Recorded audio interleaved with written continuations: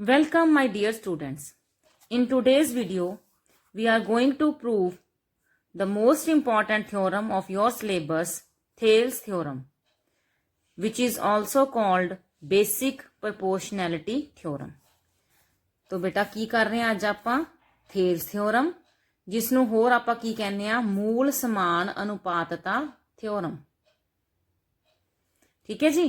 ਤਾਂ ਹੁਣ ਇਹਦੀ ਸਟੇਟਮੈਂਟ ਦੇਖੋ, if a line is drawn parallel to one side of triangle to intersect other two sides in distinct points, ਤਾਂ ਪੰਜਾਬੀ ਦੇ ਵਿੱਚ ਨਾਲ ਨਾਲ ਦੱਸਦੀ ਆ, ਨਾਲ ਨਾਲ ਆਪਾਂ ਇਹਦੀ ਫਿਗਰ ਬਣਾਉਨੇ ਆ। ਕਹਿੰਦੇ ਜੇ ਇੱਕ ਤਿਕੋਣ ਦੇ ਵਿੱਚ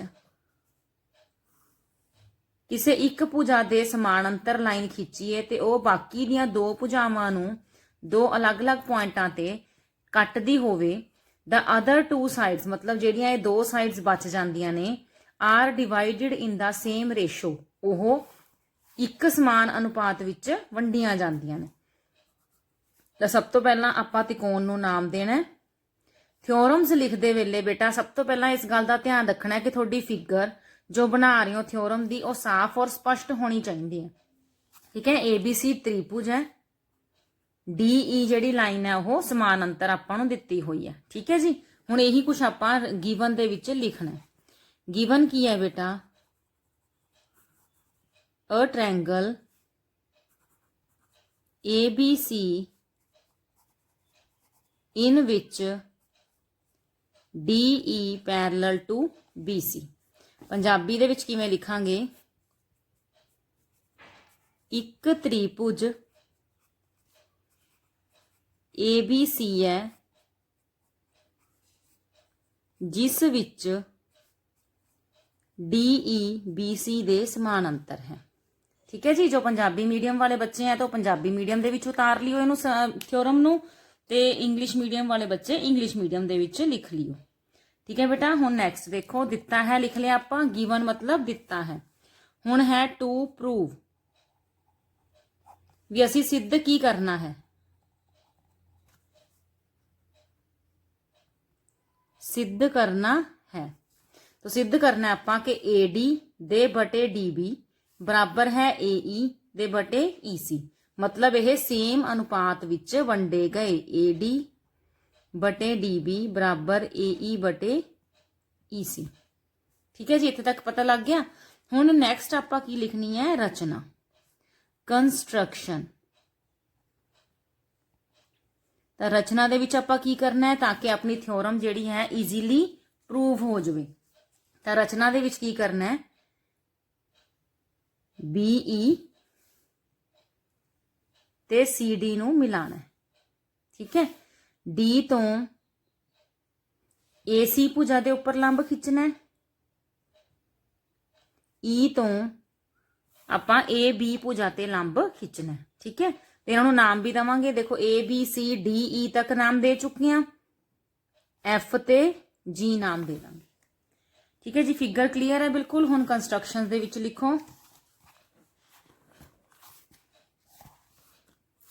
ਹਾਂਜੀ ਕੰਸਟਰਕਸ਼ਨ ਚ ਆਪਾਂ ਕੀ ਕੀਤਾ, BE ਅਤੇ CD ਨੂੰ ਮਿਲਾਇਆ। इंग्लिश इत्थे लिख लियो, जॉइन BE एंड CD। ठीक है। होर की किता आपां ने, DF है जिहड़ा वो लंब खिंचिया AC दे उपर, ये लंब की निशानी है। ठीक है। दूसरा है EG है जिहड़ा वो आपां लंब खिंचिया AB दे उपर। ठीक है। इन्ना क्लीयर हो गया बेटा।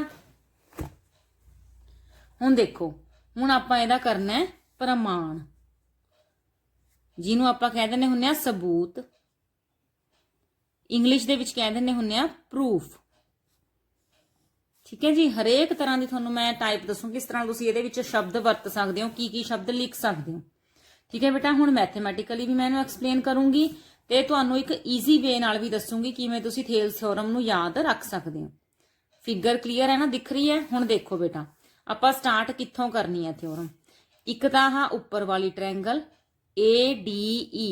ठीक है। जिथे तो मैं अपना पैन मूव कर रही हाँ, देखो वो वाली ADE, नाल ही आपां D तो इधर नूं मुड़िया आ वाली ट्रायंगल BDE, ਜਿਹੜੀ मतलब इस नाल अपनी एक भुजा सांझी कर रही है। ठीक है, इवें याद रह जूगा तो इदां याद रखो। हुण किहड़ी किहड़ी त्रिकोण लै रहे हैं आपां, in triangle ADE and triangle BDE। Punjabi च की लिखोगे, त्रिकोण ADE ਅਤੇ त्रिकोण BDE विच। ठीक है बेटा, इत्थे तक लिख के इन्हां दा हुण करना की है, आपां दोनों ट्रायंगल्स लै लियां, इन्हां दा लिखना आपां खेत्रफल।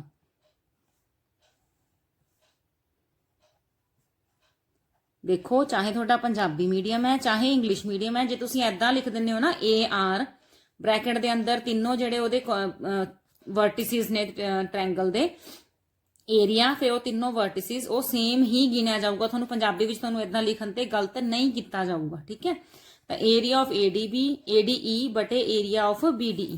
तो सब तो पहला बेटा ये समझो कि खेत्रफल का फॉर्मूला हुंदा की है। खेत्रफल का बेटा फॉर्मूला हुंदा त्रिभुज दे 1/2 गुणा आधार गुणा शिखर लंब, मतलब 1/2 गुणा बेस गुणा हाइट या एल्टीट्यूड। ठीक है, हुण यही फार्मूला आपां इत्थे यूज करन लगे हैं।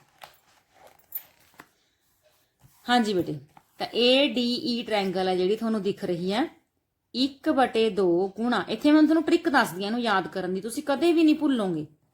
देखो BDE जिहड़ी आपां बेस च ट्रायंगल लित्ती है, किहड़ी लित्ती है BDE, ये इधर वाली है लैफ्ट वाली, तो इधर लैफ्ट नूं जिहड़ा लंब आ रहा है वो लिखना है। लैफ्ट वाली ट्रायंगल है तो लैफ्ट वाल जिहड़ा अपने को लंब आ रहा है वो लिखांगे, किहड़ा बेटा वो EG। देखो EG ते आधार किहड़ा लेना आपां, आधार इहदा AD, दूसरे दा DB। याद रखण दे लई जो आपां सिद्ध करना सी ओहदी इधरली साइड। ठीक है, AD बटे DB। हुण इहनूं मैथेमैटिकली देखिए, जे आपां इस ट्रायंगल की गल कर रहे हैं तो इहदे विच AD बेस है ते EG इहदा लंब है। ठीक है, तो इहदा खेत्रफल 1/2 गुणा आधार गुणा लंब। ठीक है, सेम इहदे विच आधार किहड़ा है BD ते इहदा लंब किहड़ा है EG। हुण इह लंब बाहर क्यों है, क्योंकि बेटा जदों अपने कोले ट्रायंगल अधिक कोणी हुंदी है ऐदां दी, तो उहदा लंब बाहर ही शो हुंदा है, बाहर ही बनाया जाता है। ठीक है, इत्थे तक पता लग गया। हुण इहदे विचों हाफ हाफ तां कट्टिया गया, EG ते EG भी कट्टिया गया, अपने कोल बच गया AD बटे DB। इनू नंबर दे के 1 छड़ दो। ठीक है, फिर आपां लिखांगे इसे तरह सिमिलरली। हुण किहड़े-किहड़े त्रिकोणा लैणियां ने, देखो ADE तां लैणी होई है जिहड़ी उपर वाली है, नाल ही ओहदे इधर वाली जो बेस ओहदे नाल एक भुजा सांझी कर रही है। ठीक है, किहड़ी-किहड़ी त्रिकोण है ADE ਅਤੇ CDE विच। ठीक है जी, हुण इत्थे इन्हां दा खेत्रफल लिखना है सेम उपर वाले ढंग नाल, ADE बटे CDE। 1/2 तो आपां लिख के रख लीए। हुण अपनी ट्रिक वाल आने आ। देखो जी, त्रिकोण आपां किहड़ी लै रहे हैं, दिस वन, ए वाली, तो यह सज्जे पासे वाली है, तो जो सज्जे पासे वाल अपना लंब जा रहा है वो इत्थे लिखांगे DF। आधार किहड़ा लेना है AE ते EC। देखो हाफ इत्थे भी कैंसल हो गया, DF इत्थे भी कैंसल हो गया, अपने कोल बचे है AE बटे EC। इनू नंबर दिओ 2। ठीक है जी, इत्थे तक समझ आ गया। हुण जदों आपां 1 ते 2 नू बेटा ध्यान नाल देखदे हां तां इहदा जिहड़ा लैफ्ट साइड है उहदा उपरला हिस्सा मतलब अंश वो सेम है, पर जिहड़ा डिनोमीनेटर है हर वो अलग अलग है। पहलां आपां इन्हां नूं बराबर करना है। क्यों बई, खब्बे पासे वाले नूं ही क्यों बराबर करना है, क्योंकि जो राइट साइड ते है वो तां असीं सिद्ध करना चाहुंदे हां। ठीक है, वो तां हले आपां प्रूफ करना है, तो उहनूं प्रूफ करन दे लई आपां लैफ्ट साइड वाल कॉन्सनट्रेट कर रहे हैं कि इन्हां नूं किवें बराबर कीता जावे। तां लकीली अपने कोले उपरला हिस्सा तां बराबर आ ही रहा है, हेठला हिस्सा आपां लिखांगे कि बराबर हैगा। Area of BDE is equal to area of CDE। क्यों है बई, क्यों, क्योंकि यह 9वीं दी एक थ्योरम है बेटे।